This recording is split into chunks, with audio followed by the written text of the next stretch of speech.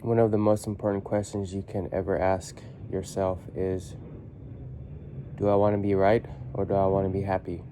Many times the two are mutually exclusive. Being right, defending our positions, takes an enormous amount of mental energy and often alienates us from the people in our lives.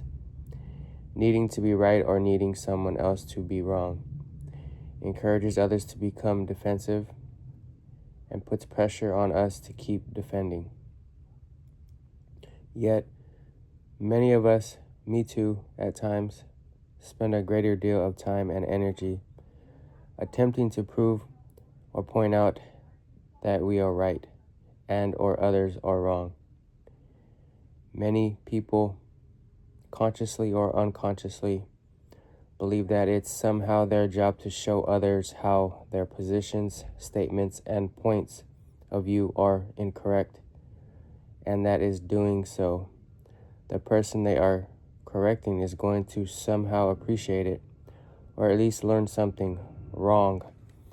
Think about it. Have you ever been corrected by someone and said to that person who was trying to be right, "Thank you so much for showing me that I'm wrong and you're right. Now I see it. Boy, you're great." Or has anyone you know ever thanked you or even agreed with you when you corrected them or made yourself right at their expense? Of course not. The truth is, all of us hate to be corrected. We all want our positions to be respected and understood by others. Being listened to and heard is one of the greatest desires of the human heart. And those who learn to listen are the most loved and respected. Those who are in the habit of correcting others are often resented and avoided. It's not that it's never appropriate to be right. Sometimes you genuinely need to be or want to be. Perhaps there are certain philosophical positions that you don't want to budge on, such as when you hear a racist comment. Here, it's important to speak your mind.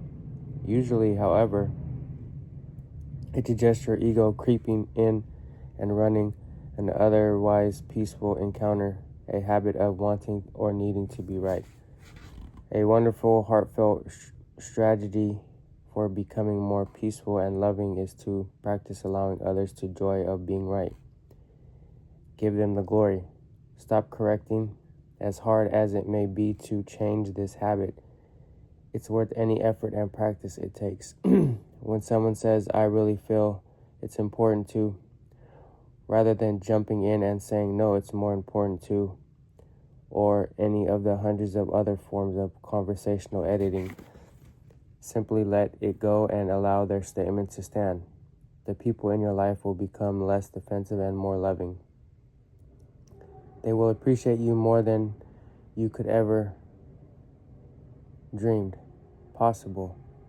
Even if they don't exactly know why, you'll discover the joy of participating in and witnessing other people's happiness, which is far more rewarding than a battle of egos.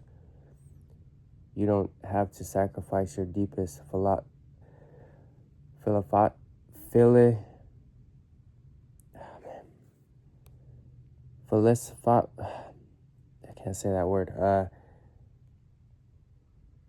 philosophical truths or must heartfelt opinions. But starting today, let others be right most of the time.